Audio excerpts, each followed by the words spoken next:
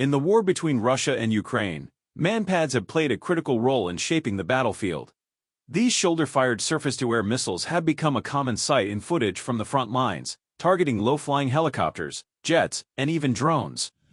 Their compact size, ease of use, and mobility make them ideal for ambush-style defense, especially against aircraft flying at low altitudes. A significant share of Russia's early rotary wing losses, like the Ka-52 Alligator and Mi-24 Hind, can be attributed to MANPADS. But their effectiveness has limits.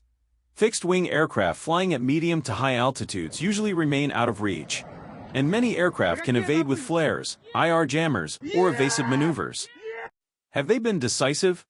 Difficult to say, but the psychological effect alone has been a powerful deterrent.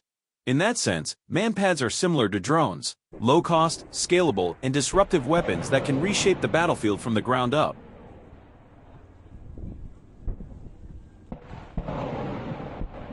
Сбили вертолет, подбили!